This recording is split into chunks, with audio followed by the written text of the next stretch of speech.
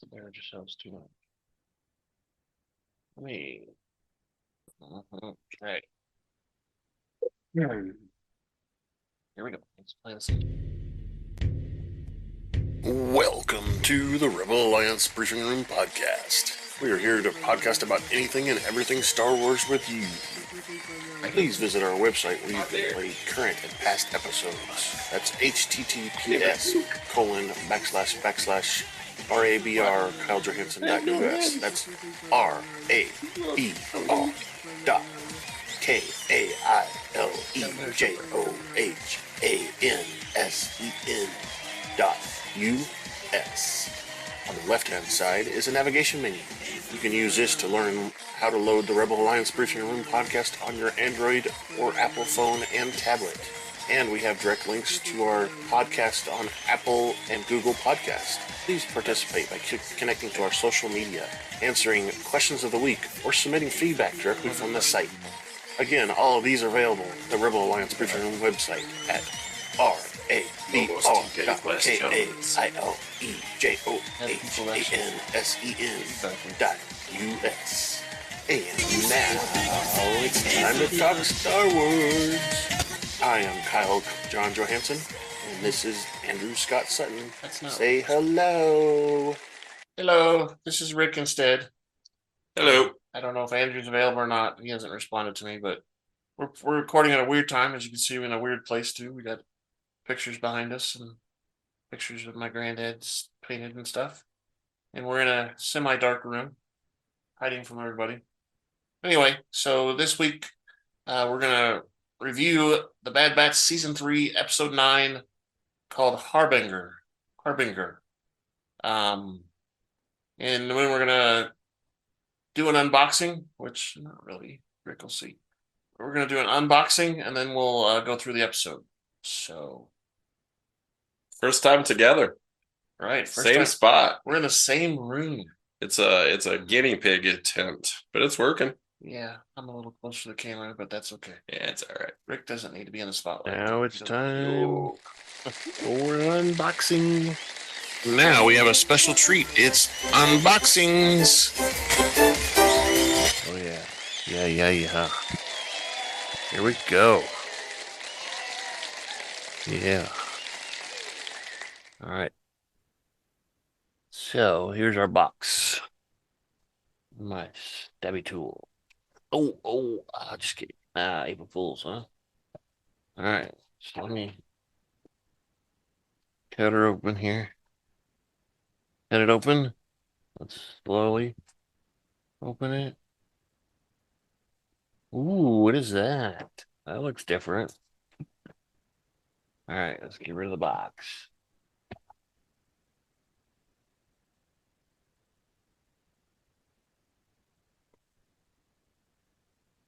All right, here it is. 634. Can you see? Let me adjust something real quick.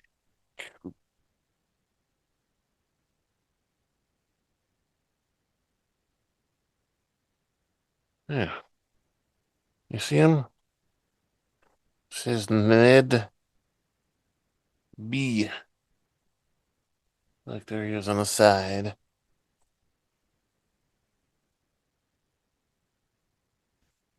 You can see the number 634. See that with all the Inquisitors on there? You know what that means? That means this is part of the Obi-Wan Kenobi collection. This is that big robot that was in the workroom with the workbenches and stuff, and it was guarding the passage to the getaway tunnel thing for the Jedi stuff. So there you go. That's our unboxing of Ned B. That was an awesome unboxing. That was just so cool. It was pretty cool. Let's It was see. a cool one. And then I'm gonna do a spoiler alert now. We're gonna talk about everything about this episode. Spoiler alert. Danger. You're about to be spoiled. Love it. It won't go away, Rick. Uh-oh. Yeah, I fixed it again. All right. Yeah, so we're in a remote location, top secret location. It's a secret remote location. There's a little couple snafus going on, but we're doing good. We're all right. We're all right. So this episode, we had the director was Steward Lee, writer was Jennifer Corbett, and it was edited by Matt Michnovetz. And of course, the sound was all done by Kevin Kiner, Sean Kiner, and Deana Kiner. Then we got the cast. And, obviously, most of our cast was the Bad Batch, which is done by D. Bradley Baker. We had Hunter, Wrecker, Batcher, Crosshair. Omega is Michelle Ang. And we had a surprise guest, Assajj Ventress. We think is played by Nika Futterman. Futterman. Something like that. Futterman. So that's our cast. I don't think I'm going to do a commercial just because. But again, we're reviewing Bad Batch Season 3, Episode 8, called Harbinger. 9. Episode 9. Yes. Episode 9. You're right. Okay. And that's the wrong date on there, too. It was March 27th, I think, was the date that it aired on. Oh, March 27th. And it was 27 minutes. It says 28 here, but that's just because I'm lazy. And we're still in the same timeline, 18 before the Battle of Yavin, which I always tell everybody is before the first Death Star. But that means, we got to pull up a chair, which Rick and I both have, and we both have beverages. We're ready to go. I left mine in the other room, but that's okay. I don't need it. I can share. No. So there's that. So let's get started with our episode. On Pabu, Wrecker and Crosshair help residents load a fishing boat. Hunter informs them that they haven't heard back from Fennec Shan, and Crosshair thinks that they should be hunting for answers, and Hunter believes that Shan's contacts can help them figure it out, what the M count is and why the Galactic Empire is hunting for Omega. Crosshair thinks it doesn't matter, while Hunter believes they need to be prepared. So Hunter wants the data. Crosshair wants to just go in and charge. Yeah, I think he even says a comment about we don't know how we're gonna fight if we're not prepared or something along those lines. I don't remember exactly what it was, but and I don't think they're gonna find out enough information to be prepared for what's gonna happen. No. I mean, that, as we've seen, Dr. Royce Hemlock, he's pretty smart and pretty set up for what he's prepared for. And you saw the security system getting into that section. Absolutely. And then all the guards were there too. He's ready to go. He's not going to be like what's his name in the Mandalorian in the cave. John Carlos. Oh yeah. Yes, jeez, I can't think what his name is either now. All I can think of him is on a different show. Grand Moff Gideon. Yeah, Grand Moff Gideon. That's it. Yeah. Takes me a minute, but I got it. Yeah. Well, they I don't know. They don't really know what's going on. I mean, we don't even know what's going on because they're not really using terms yet still. So we still hear the M count and we don't know what the M count is. Right. And as far as anybody in the show knows, they don't, M count doesn't mean anything to them. Yeah. They're just wondering what the hell's going on. All right. So meanwhile, Omega and Batcher are playing on a rocky beach when the Lorca Hound follows some Munoz, which are little, I don't know, not squirrels, but they're bigger, I guess. It's kind of like monkeys, I thought. Yeah, maybe monkeys, into a cave, and Omega goes hunting around because Batcher keeps whining. She's like, let's go. And Batcher's like, yeah. So she finds a starship. And some pale woman comes out and grabs her arm. And Batcher goes and retreats back to the team. I think it's just Hunter and Wrecker. Yep. That he sees. And he says, come on, there's something going on. Yeah. Exactly. out of the cave, blah, blah, blah, blah, and the mysterious woman is dragging Omega away. So, we're all concerned, and we're like, oh my gosh, she's going to kidnap her and take her and turn her in for the imcount. Probably that's the first thing I thought. Yeah. Because I know that Assajj Ventress is kind of a sketchy character to begin with. Who? We don't know that. Oh, Spoiler. well, we did push the spoiler alert. Well, okay, I guess. Okay. So when confronted by the Bad Batch, the woman releases Omega, and she childs the clones from failing to lay low, meaning that they're not doing a very good job of laying low. She focuses on Omega. When Crosshair asks who she is, the woman says that Fennec Shan sent her. Hunter is annoyed that Shan's contact was able to find them despite not giving her their coordinates. The woman is aware of their interest in the M count, which she describes as dangerous. She asks why they're interested in the M count. As payment, she's willing to divulge secrets.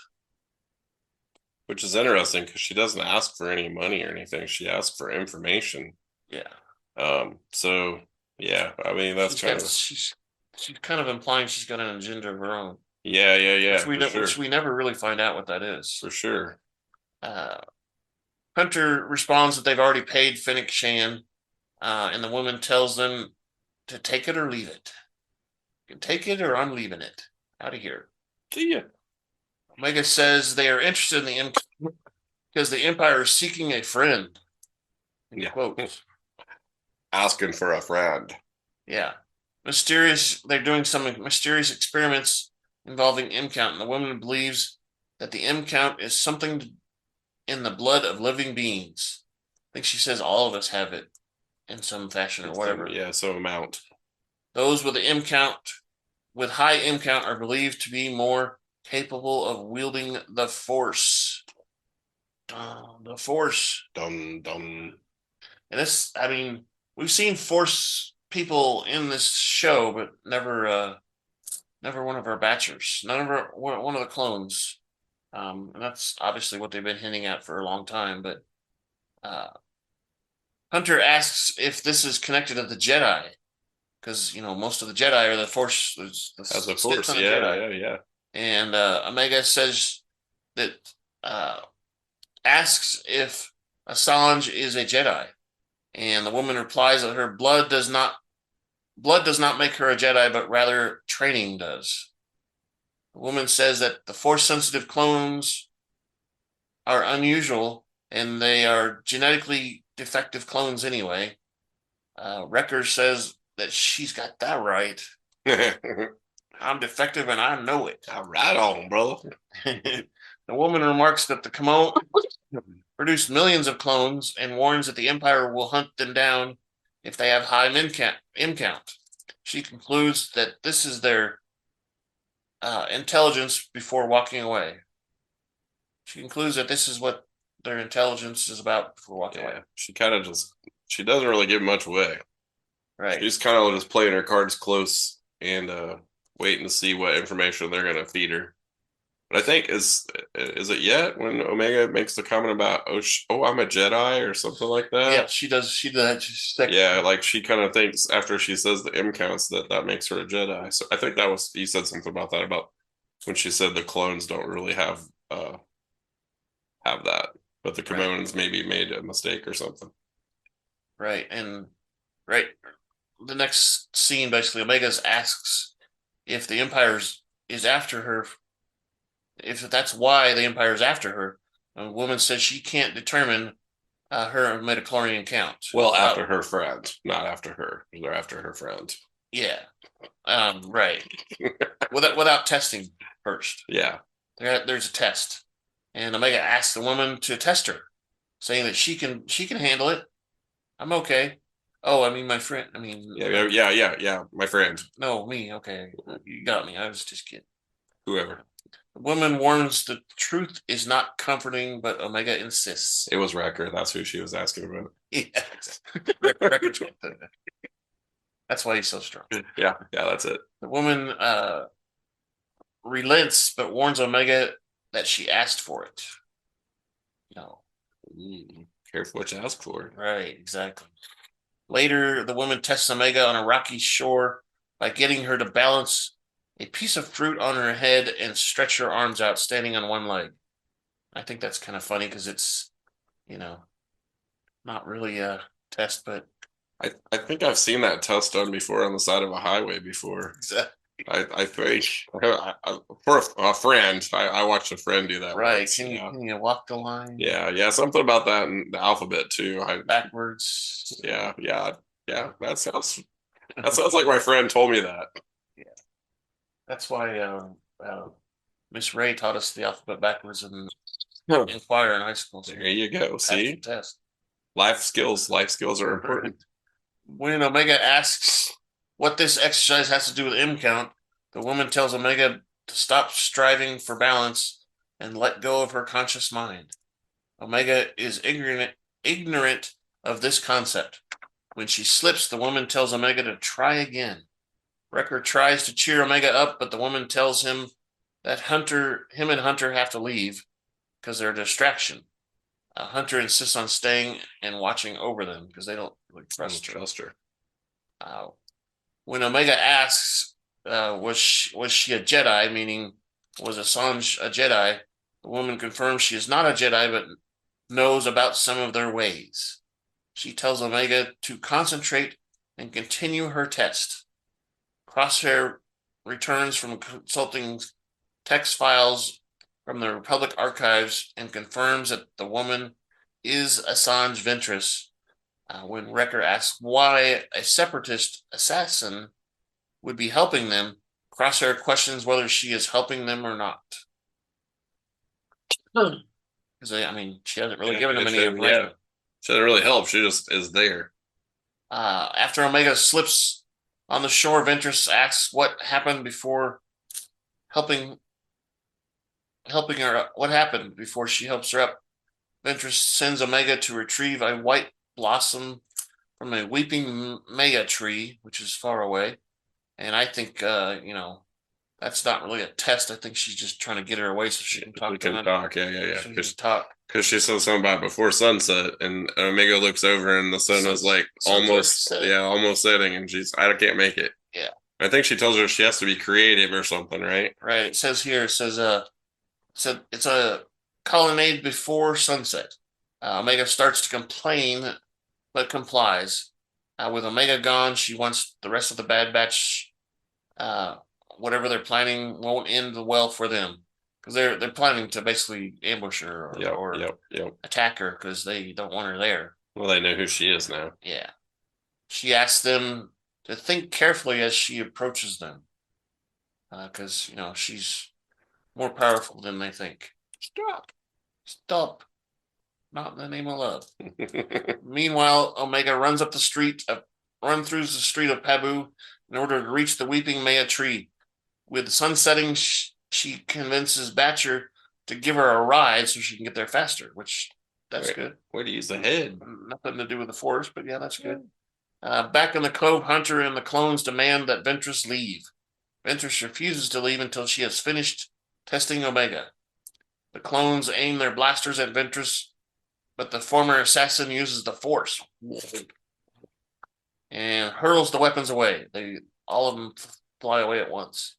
She warns them not to cheat as they charge at her. So she wants to fight evenly, but she wants to use the Force, which is actually cheating. Yeah, cheater. Just a cheater. Yeah. So I thought that was funny too. Ventress engages the Bad Batch in hand-to combat. After several rounds, Crosshair manages to pin her down, but she breaks free. She then fights Wrecker before pushing him into the other clones. Following the fight, she asks Hunter and Wrecker if they have had enough. When Wrecker asks what she intends to do with Omega, Ventress suggests she could take Omega. While Ventress is distracted, Crosshair retrieves their firearms and returns them to his brothers. Ventress suggests she could take Omega. Yeah, she. I don't know if I caught that part. Yeah. She suggests. She says, basically, she's not really. It's not in her best interest to stay with the Bad Batch, and she could take her and like train her. I don't know that she says that, but that's what she implies, that she should go with her, and she'd be safer, and she would get like what she needed. Right, and they wouldn't. They're trying to build an oasis there on that island. Yeah, trying to build a home. That is their home, like right now. I would say, like they kept on telling all the other clones that they could come be there and be safe. Yeah. So Ventress asks the Bad Batch to stand down, but Hunter replies that they don't follow orders. They don't follow orders very well. Not us. We don't do that. With Batcher's help, Omega reaches the Maya tree and retrieves a white blossom before sunset. The Bad Batch shoots at Ventress, but she uses a yellow lightsaber. She pulls out her lightsaber finally and deflects the bolts. Ventress says they don't intend to kill them. She doesn't intend to kill them, but they are tempting her. They're starting to piss her off. Yep. Wrecker responds defiantly, and she charges at them. Which I thought was interesting. Her lightsaber was yellow. I mean, we all know that like the different colors have different meanings, but hers was yellow. Right, and yellow I think is more of an in between color. Yeah. Meaning there's a specific color also for what the ones that do dark and light.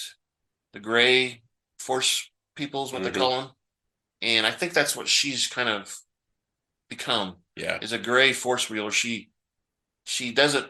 She's not a Sith and she's not a Jedi, but she still does the Force. She still believes in the practices. Yeah. She just doesn't believe like the Jedi believe or believe like the Sith believe. Yeah, she's using the Force to her advantage, and kind of her advantage necessarily. As she helps people out, she does, and she doesn't. She's not using it to destroy, I think, anymore. Right. When Omega and Batcher return, they find Ventress force choking Wrecker. Yeah. Wrecker's off the floor, like really high. He's like, okay, that's enough. When Omega asks what's going on, Hunter tells her that Ventress is a war criminal. Ventress responds that times have changed for both of them. Because they used to fight for the Empire too. When Hunter disagrees that they are the same, Ventress replies that they are both pawns who lost in the Clone Wars. She warns them that the Empire is more dangerous than they can fathom, and she tells them that she is not their enemy before walking away.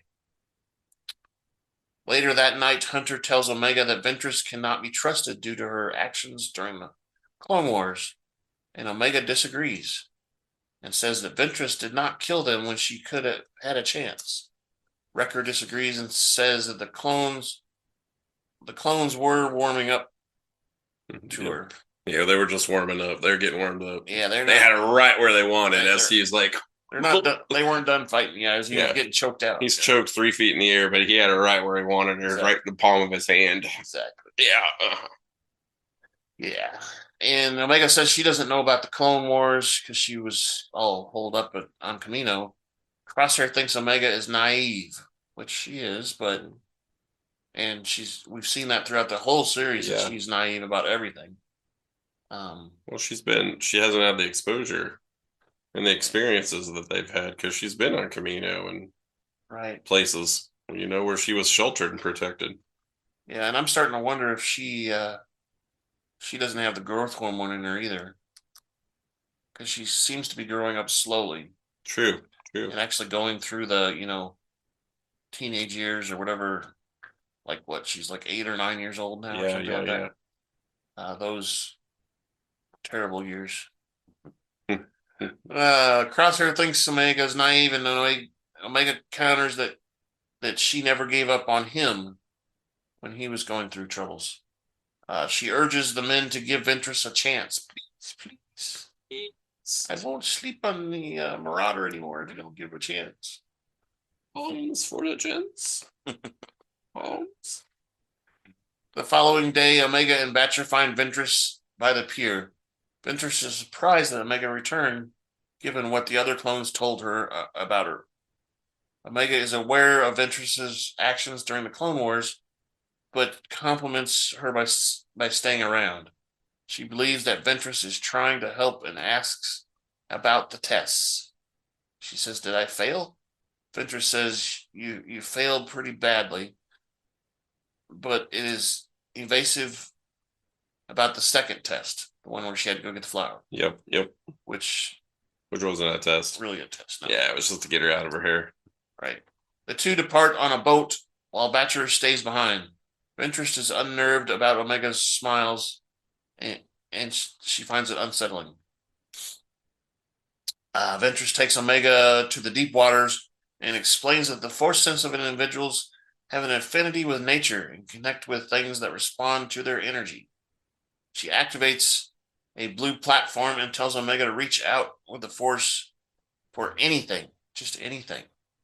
And back in the Pabu, Wrecker is uncomfortable about letting Omega spend time with Ventress.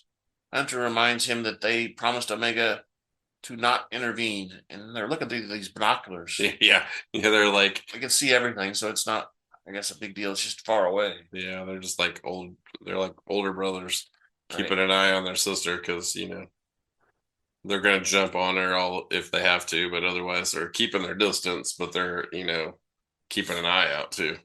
Yeah, and they showed Wrecker's looking through his binoculars, and Ventress turns around and looks right at him. He's like, "Oh, how does she see me? How does she know we were here?" Yeah, he doesn't understand. Yeah. Ventress just demonstrates her force powers by summoning up a shoal of luminescent green rays. However, she also accidentally summons a large sea monster with a thick shell. Looked like actually a giant turtle, right? Yeah, kind of. Yeah. That's what I thought of it. I mean, even the mouth, because the mouth is kind of jagged and stuff like a turtle is. The jaw. Exactly. A thick shell, and it has tentacles too, which is kind of not a turtle, but yeah. It was known as a V-Rathene, is what it's called. And I'm going to click on this link just so we can see what it says. V-Rathene is a huge type of tentacled deep sea animal, bioluminescent, rarely seen because it's in such deep waters, and is huge in size, about 30 meters in length. Body's has a really thick shell on top. You catch those with your catfish pulls, right? And you throw the pole away. Don't want to go noodling for them. Definitely not. You're fishy. That'd be awful, wouldn't it? Yeah, well, you definitely would be Luke. Go ahead. What happened to you? Oh, nothing. Can't talk about that. I have bad feelings. Seeing the danger, the other clones prepare the Marauder and depart. The Ventress overturns their boat and grabs Omega with its tentacles. Ventress frees Omega with her lightsaber and brings Omega to the surface. The two retreat on a capsized boat as the Veteran closes in on them. The Marauder strafes towards the creature, agitating it with pew pew shots. Yeah, I gotta pull this back up because that freaked me out for a second. Ventress says she can handle the Veteran, but her friends are only making it worse because they're basically teasing it. Yeah, you're pissing it off when they shoot it. Yeah, it doesn't really hurt because that shell's so thick. Omega convinces Hunter and the others to stop firing and let Ventress handle the situation. Ventress uses the Force to communicate and calm.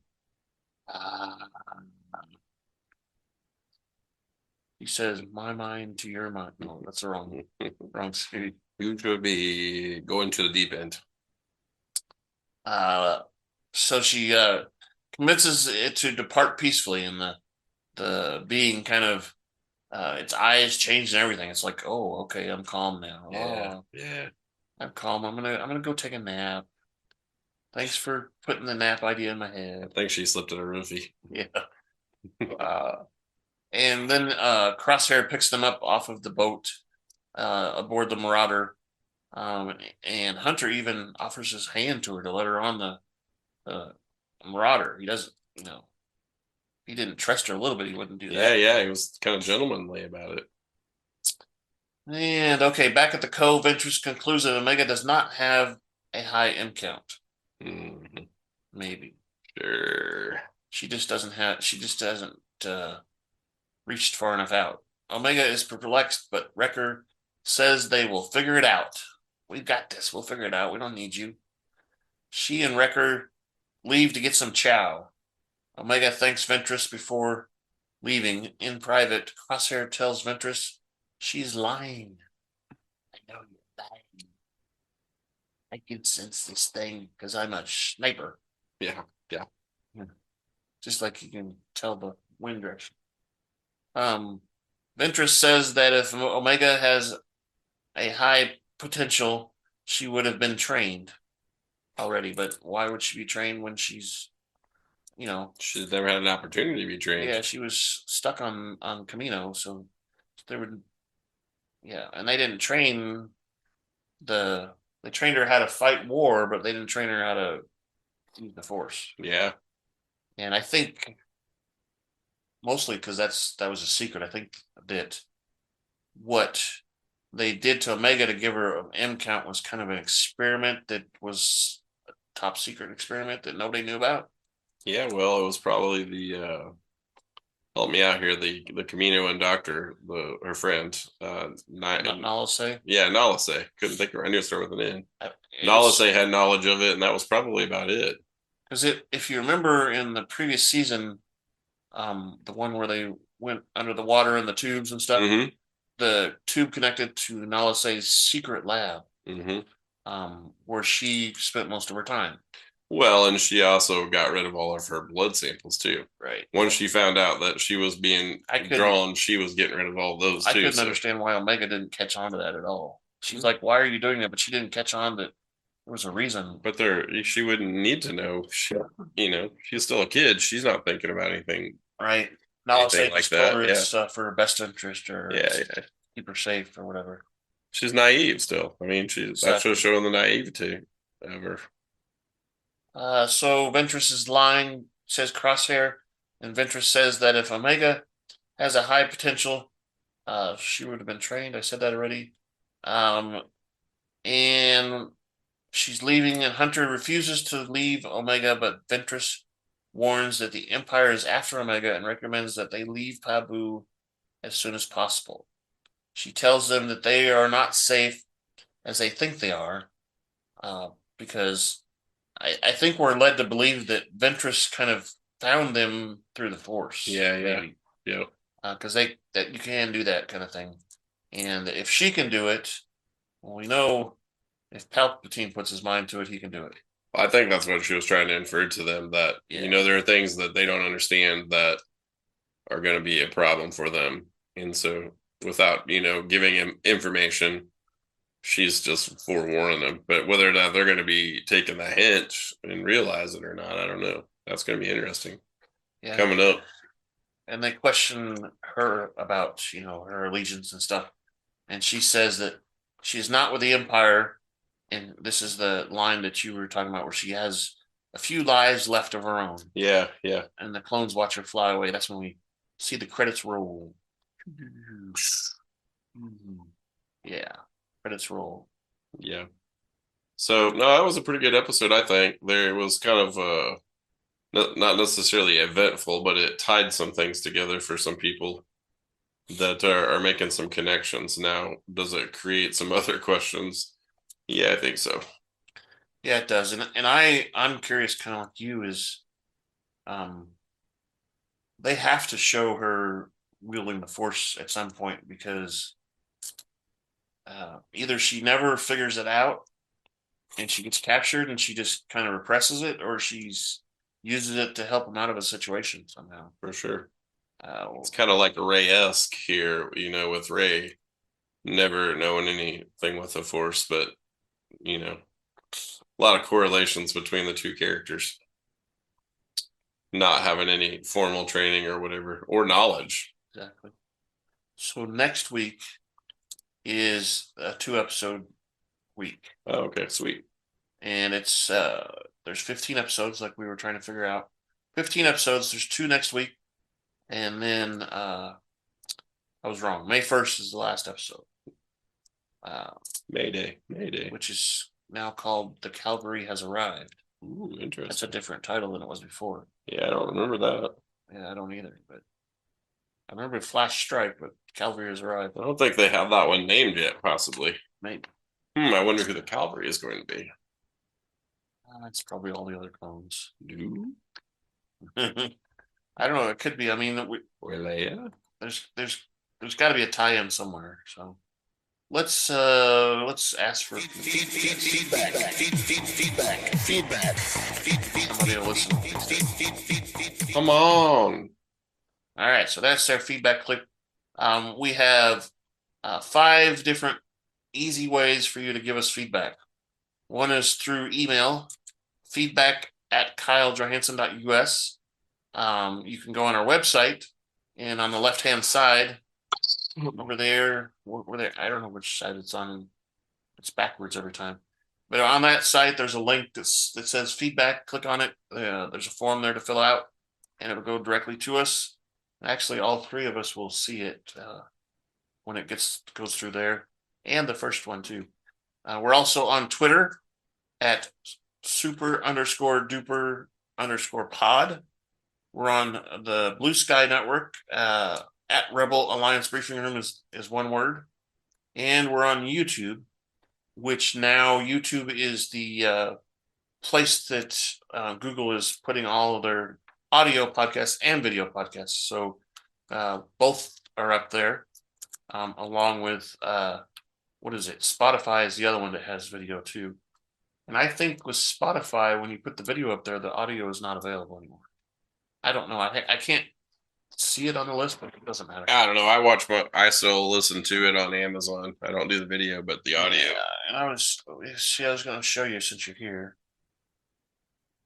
This is good video, but change it to all time because it's better that way.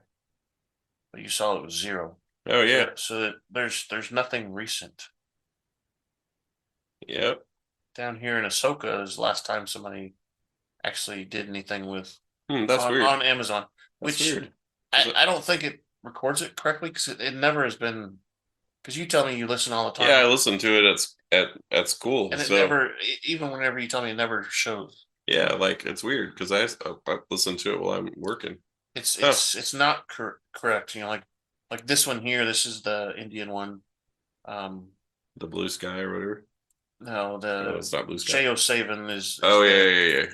Somehow we got on there. I don't know how. And actually, I think I probably did a search and found something that was popular overseas. Anyway, this week is the first time that all of our episodes have been on there. You can see 103 episodes. That's our current number. It's always behind a little bit, so I probably when I upload this, it'll take a couple weeks. Take a while to get to show up. But it's got to take a while to make it that far. It's a long ways from here to there. It was episode like 5 before they started showing up on here. Then we're on Apple, and of course, like I said, YouTube, and we've been doing pretty good on YouTube. I sent you guys some links or some pictures and stuff. Mm-hmm. We're up to, let's see what I refresh. 32 people have viewed episode 8, which is pretty good. That's awesome. 10 people have listened to episode 8, audio only. Sweet. We did get a like this time, which I don't know. That could be Scott too. Scott likes to do that every once in a while. Wasn't me. Didn't watch it on YouTube.